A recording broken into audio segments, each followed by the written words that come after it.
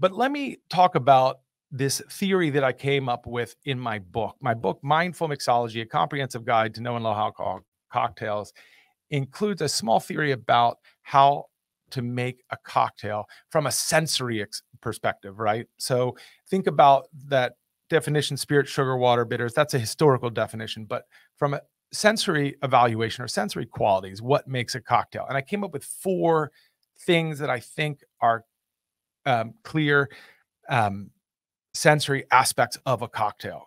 I mean, because really, if you're talking about non-alcoholic cocktails, what would distinguish iced tea from a cocktail if they both don't have alcohol? So that's why I came up with this theory, and I think it's could be improved upon. I certainly welcome comments on, but this is what I initially came up with. And so the first part of it is that cocktails exhibit intensity of flavor, right? So they're very flavorful. When you drink a cocktail, it's not, you don't mistake it for something else. You know that's a cocktail, right? If you pick it up and you picked it up instead of a glass of water, iced tea, you know that's a cocktail. There's a bite to it, which I call piquancy, right? So that bite is, the sort of thing when you're taking a shot of whiskey or tequila and you slam your hand on the table. That's the bite. And that comes from alcohol, that comes from bitterness, that comes from a number of things. But alcohol obviously is part of that.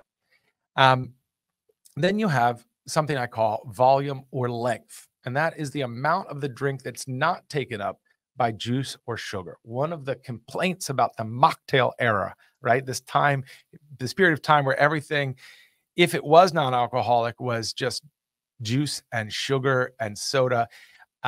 It's a fair complaint, right? I mean, the Shirley Temple is a fine drink, but not what I would call a healthy or adult drink.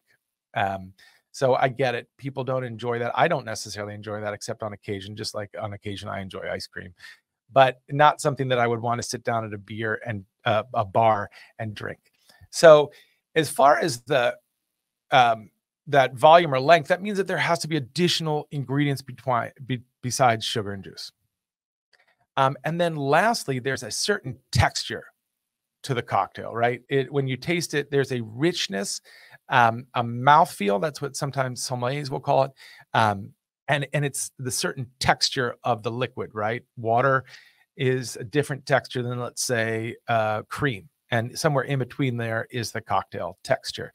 And so those sensory qualities are all really important when you're creating either a cocktail with alcohol or without alcohol. And why I mention that is because if you want to learn how to make cocktails, that's where you start. You start thinking about it in terms of these different categories and what you can use to achieve each one of those sensory characteristics.